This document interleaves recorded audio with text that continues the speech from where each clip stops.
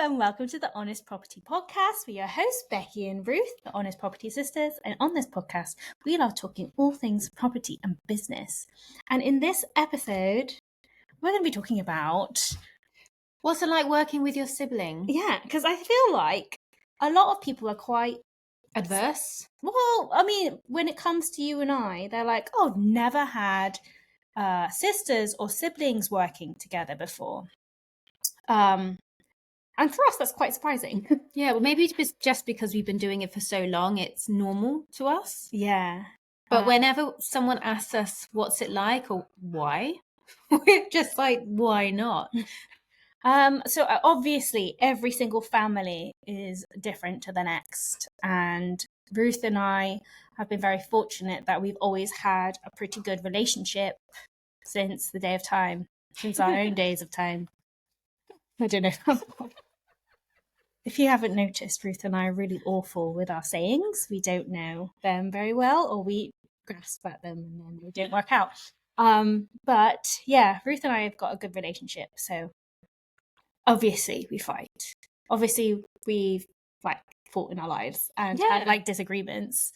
But we've always still had, even if we've had different interests and different wants from our life, the core values have always been the same. And so it's made it easy, not always easy, but easy to have the similar goals. Yeah. So, so when we are, Ruth and I have had another business together, and we quickly recognize that one of the great pros about working together as sisters is that we're same but different. So we've got different skills that actually really work together really well. So I'm a lot more.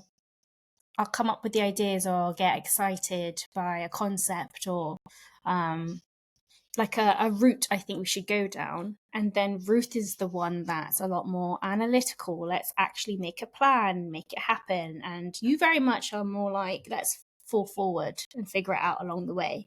Yeah. Yeah. I think so. Yeah. That's probably why I did art at university, so that I could have some creativity as well. Yeah. Do we fight? Yeah. But I think the other benefit of being with your sibling, if you've known them all your life, then you kind of already know how to handle the conflict, or you learn how to handle the conflict a lot better. Whenever we have a disagreement, I think it doesn't really last any longer than an hour. Not even that. I mean, when we were younger, it would last longer, but the older you get, I don't even think that, maybe even 15 minutes. Yeah. It's hugged out very quickly. Honestly, yesterday we were trudging around in anger. I think walking we have our walking meetings. So that's one really great way. It's a big reason why we have our meetings outside, is that if we have a lot of emotion, we both have different energies, haven't slept well, or the other person is going through hormones, fluctuations, then it really helps to both be on the same on the same level, being outside and getting some fresh air and talking out that energy, so that you can be constructive. So if we had any constructive tips when it comes to, I mean, everybody's different, comes to managing any sort of disagreements, go for a walk together. You're more likely to be emotionally aware in public. You're not going to yell at each other. I mean, hopefully you don't. You're not that kind of person who just screams in public. But the walking helps get rid of that energy. And then we always try and see it from the other person's point of view, have a bit of empathy. If you're going through hormones, we're very conscious of what our energy's at. If we're approaching a period or we've come out of our period. Right now I'm buzzed because I'm in my spring phase soon, and Ruth is funnily we're not actually in sync with our cycles, which you'd think. But she's lower energy, but that's where I can do more for us and our business, when Ruth needs to just chill out a little bit, and vice versa when it's my time. So it's recognizing each other's energy, and we always end our disagreements with a hug. Yeah. Even if we haven't actually got to like it energetically inside don't want to force it. We force it with a hug at the end, and then that diffuses a lot, and then we carry on walking, may discuss a little bit more, and then we really mean the hug. Yeah, there is a resentful hug there sometimes. With mine. But it's very quickly resolved. And if you're working together and you share a business, you realize your conflict is wasting time. This is not productive use of time. And we both have the same goals in the end. So really, if somebody's raising something that the other person's like, oh, shut up, there is some truth behind the point being raised. So it's a case of working together to get to the root of why this conflict's even happening, because we are both trying to meet the same goals. And if it's a shared business, like, you just don't want to waste your time. So get to the resolution faster. Yeah. And like, obviously we cannot talk on behalf of not working together. I don't know what it's like to work in an office environment, but I guess with us being sisters, it's a lot easier to be very direct and straight to the point instead of trying to tiptoe around pleasantries so much. Yeah. I don't know like how else to say that, but we are quite literal when we talk to each other. We don't do small talk, really. Maybe that is also another advantage. That is a time-saving fact, because maybe talking about the weather or an aspect of life. Of course it's nice, but like, we already know about each other's lives, so we don't have to have those conversations. And that probably saves a lot of time. We don't have to ask those questions, as well as, like, Ruth and I have previously mentioned, we're both mixed race people with Asian values, being half Filipino and half English. So we have very, very strong family values. Family is top priority. We've been raised, grateful that we have been raised that way. So it's sort of a no-brainer for us at this point that your blessings or whatever you're building goes back to your family anyway. So why wouldn't we want to create our own, like, business and empire for ourselves, for our family, to give back to our family and the people that we care about? So I think that is just like maybe a cultural value that is ingrained in us anyway. Although I always like seeing those companies, those vans that drive by and they're like, blah, blah, blah, and sons. And I saw one that said, and daughters. Oh, so ours is just, honest property sisters and sis. And sis, yes. Why not? I think, some of the most successful businesses have been family businesses. Yeah. It has been family businesses, because you then have the next generation that take over. Yeah, and if everybody, again, has the same goal and the same objective with the same values, then it makes sense. You can just be really focused and go further, potentially. But I also totally understand, like, if you don't have a good relationship with family, or you're just way too different, or you have different values and different goals, that, don't force working together. Probably quite easy to tell Ruth and I have a lot of similarities. But it's good, but it is good to be different, because you need to be able to balance each other out. But if the values of the reason you started a company to work together isn't there, then it's not going to work long term. Like, we have evolved many times within our business, within business and investing, and we have to evolve together to be able to do it. It's like a marriage. And as people, we change over time. Like, our energy and goals in our 20s is different in our 30s, and with your sister or your sibling, it's easier to be a lot more empathetic with what they're going through at that stage of life. Yeah, like I used to be so extroverted going out when we first started investing together, and now I literally just love home comfort. Yeah, I think we both are like, oh, let's just do what we can from home. A little bit more introverted than ever before. Another advantage of working with your sibling is you know, if you go to work, there's a good chance someone else has made food that you both like. Yeah. You don't have to, you know, supposedly, if you work in a corporate setting, maybe if you hadn't prepared food, you have to rush out to get a meal deal or something. Whereas we get to make like home cooked comfort food most days, and usually one of us has made it for the other one. Or made extra. Yeah, so that's nice.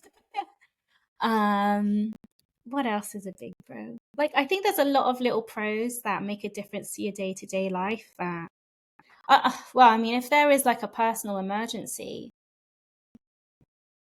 your family is going to be more understanding than anybody. Yeah. Like, say Ruth's kid was sick and needed picking up or something, then like it's a lot easier for the auntie to be like, yeah, go sort out my nephew, because like it's family. Whereas maybe a boss in a different setting would be a little less obliging. Obviously, we don't know.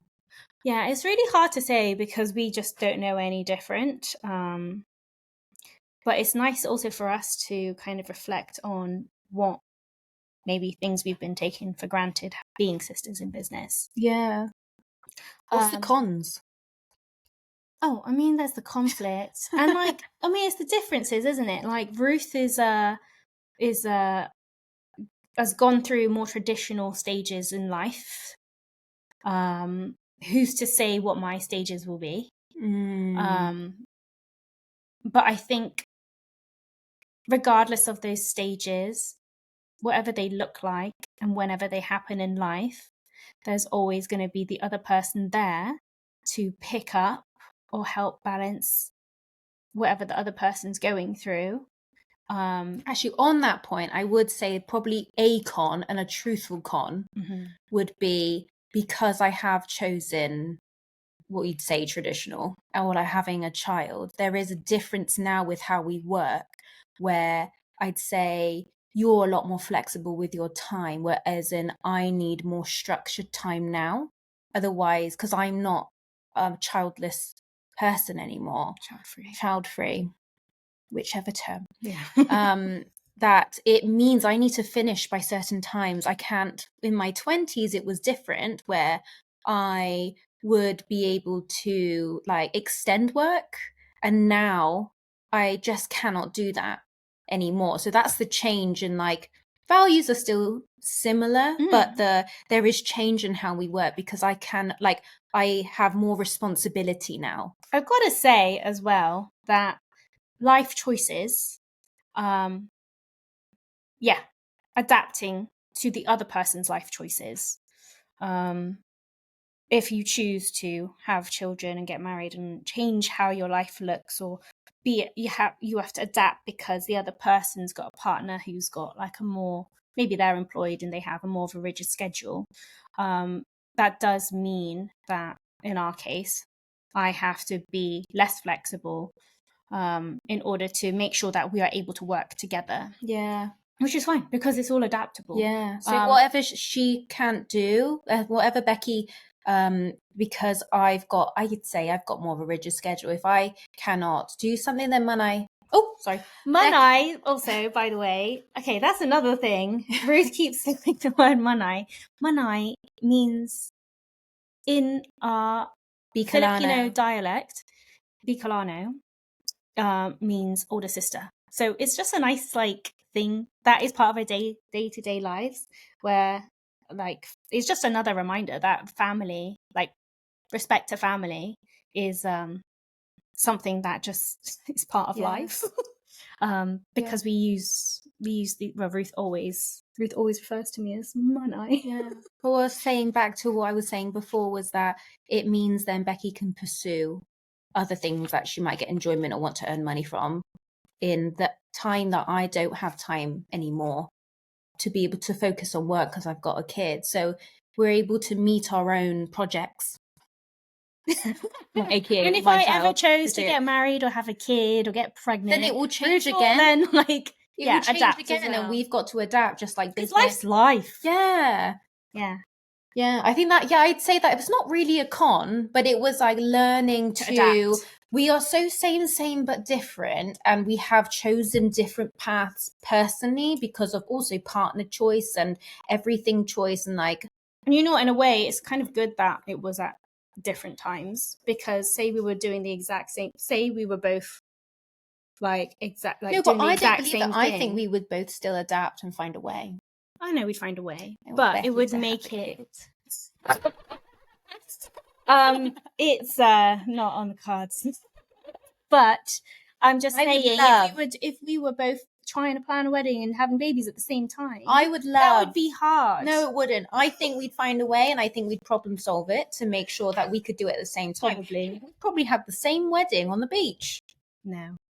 I mean, I'd love that. I would not. You'd be on one side of the beach and the other. But I would manifest and say I would love. This is dangerous. I would love Becky and I to go through pregnancy together, but I guess you can't choose and you can't decide what the higher self. Anyway, if that was to ever happen, Jesus Christ. Who knows what business would look like then? Yeah, you just have to adapt to whatever life throws at you. And when you've got somebody else who is, loves you and is in actually business has your with you, has your genuine back, because you're family, then it's easier for you to adapt to make sure that, the business is still running. So if I'm ill, if I'm tired, or if I'm going through anything, Ruth can pick up the energy, and, vice versa. Yeah. I don't think there's any other cons. I think it was going through the honest con. The honest con is learning to adapt, because we did our business for 10 years in our 20s. So our energy and life in our 20s was basically consistent throughout the 20s. Big life changes happened towards the late 20s. So, like, for example, Ruth got pregnant. She chose to get pregnant. Ruth decided to have a baby. And I ended up, for a lot of the time, because it wasn't my plan. Yeah, I entered my Saturn return and went, this is what I want to do. Yeah, so I don't think we planned very well how to manage running the business, for me, basically single-handedly. Also, to add, when you're a business owner and you make the decisions, you literally don't know how it's going to look. There's only so much planning that you can do. Or I think that I would say there definitely was, like, it being honest, there's guilt of letting the other sister and business partner down for wanting to personally have different goals from. So, like, that's something, actually, being honest, that's like that's a big thing, because you feel like you're taking away from the purpose of the business, and I think I briefly mentioned it about being like feeling guilty from wanting to prioritize a different family life from what was the norm and we knew for so long. I felt I was what's the word? I was cheating on my first baby and which was the business, and on Becky as well, to want to, like, how dare I want to have a child. That's how I dealt with that internally. Yeah, it was deep, but, like, that's the truth. And we didn't have role models or anyone to look up to I could talk to about this advice. I was very much like, I have no idea what I want to do, but I know this is what I want to do. But how do you navigate that, especially as a woman in business, to go, I think it's very hard for people, like women in general, wanting to start a family but also want to have a career, to be able to feel like they can. Yeah. and then the other person to, I do just think whatever my life choices, whatever they may be, like, we are adapting to each other and making it work. And I think, if anything, learning how to adapt with that has taught us how to stay focused on what our objective is. And with property, that was time, location. Time, location, and financial freedom in order to spend our days how we want. Right now, we're enjoying doing these creative things in our days together. But that we're not tied to doing this. Our rent to service accommodation, our business was very time consuming and didn't align when we realized, like, Ruth now wants to be a present mother, and I might want to choose whatever the hell I want to do, but that's totally up to me, whatever it is. Not to say that anything is like either of our lives are more important than the other. But it's like giving permission to ourselves who were in that hustle culture for so long. It was like cheating, like whether you decide to have a child or not, it was like you're cheating on your business by pursuing other things, or like even, do you know what I mean? It's learning to let go of the hustle, isn't it? Yeah, and like not be so, like, we love working, but not be so attached that work is only everything. Like, you can really enjoy, like, it's so great that we are in it together, but you can really enjoy what you do, and you can still be a slave to it because you don't know how to cut yourself off. I think without my son disrupting how we work, we would never have had better systems in place. It was a transition. It was an emotional transition. It was very emotional, and I think that it's not supposed to be like perfect, or I think it was always going to be messy because there is a what do you call it? There is a guilt for not prioritizing the business as like the forefront. And I think when you're a freelancer, you can get sucked into that being the only focus.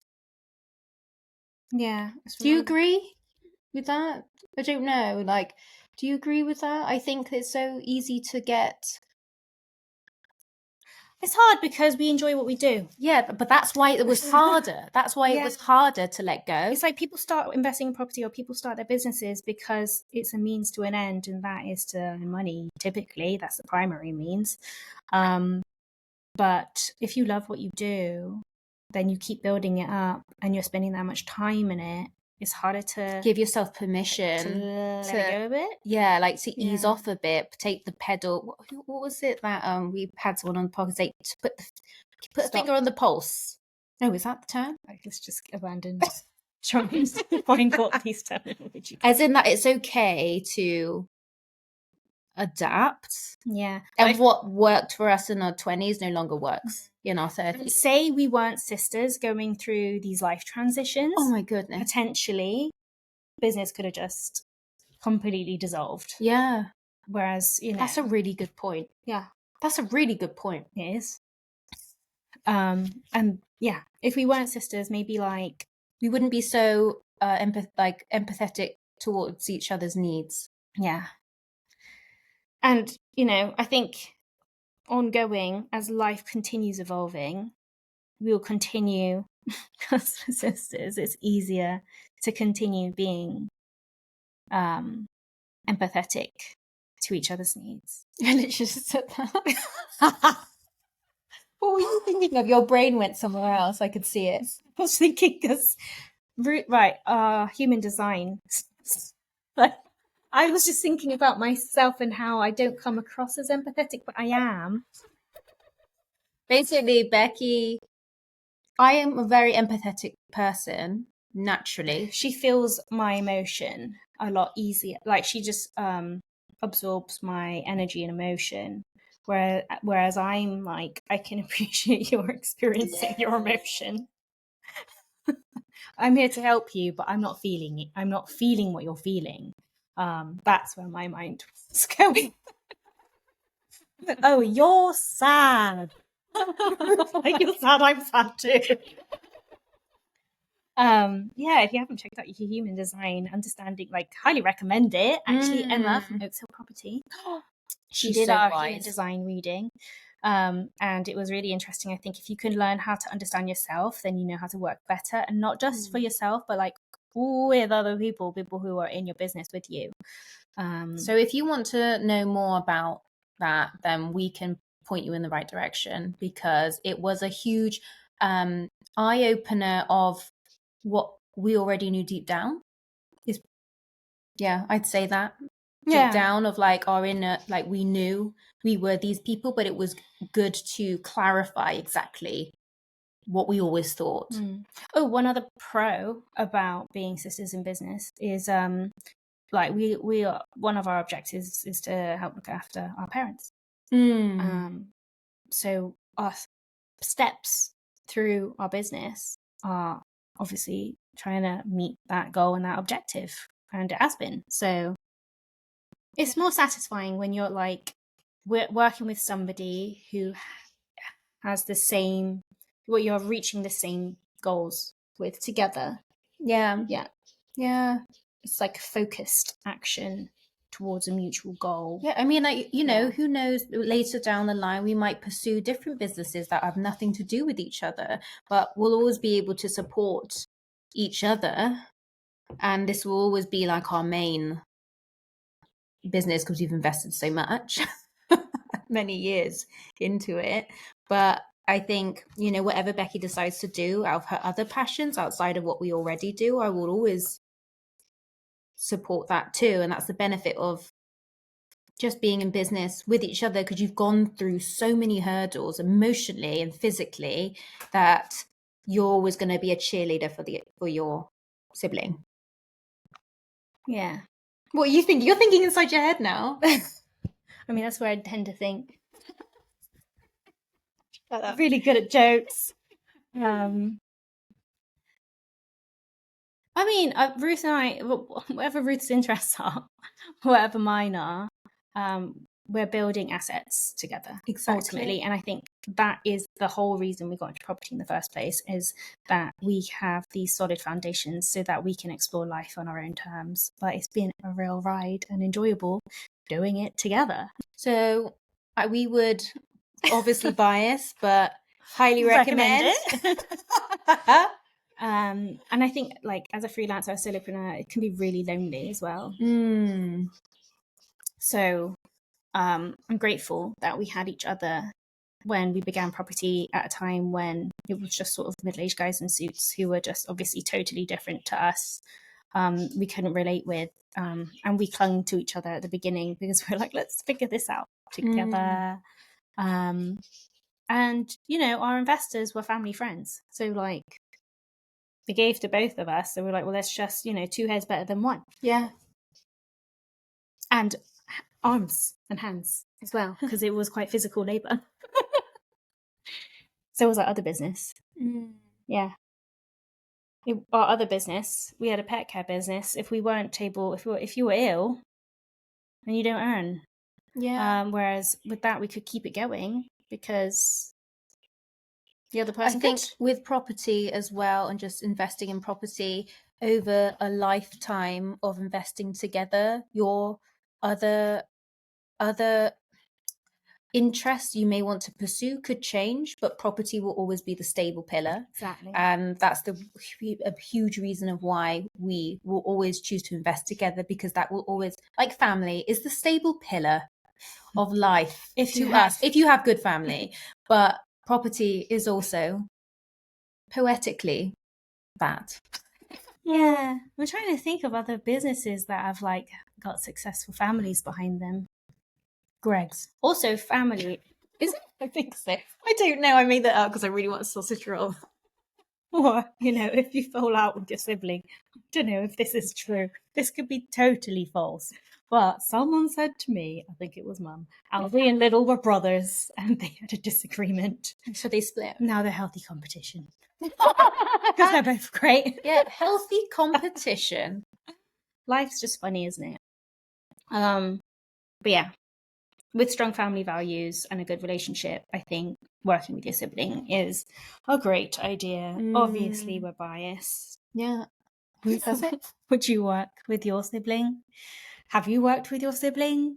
Are you considering working with your sibling? Are you scared? If you have any questions for us, you can send us a DM at Honest Property Sisters. We'll give you our honest, if there's anything we haven't covered here about our honest opinion and you'd like to ask us more questions, then Send us a contact DM. us on DM. And if you are looking for sisters to help you, to be there with you in your honest property, in your property journey, property investing journey, we would be honored to be the sisters on your side. So you can also join. Tomorrow is probably going to be released already by the time this podcast is out, but we do have an honest property community. We'll be in it with you, and we can be there cheering you on, where you can find accountability. This is only for people who've already got their baseline level of property knowledge, you've had some sort of education, or you've already got some assets in the background, you've gone through the process. Yeah, and if you haven't, then we do have a roadmap where you can get your property education. It's self-paced and you can do it from home. Yeah, you can get started there. But we'd be honoured to be your sisters and cheerleading you on in a way that we have for each other. We'll put the link to that down below. And send us a DM, and if you've got any questions, and we will see you in the next podcast.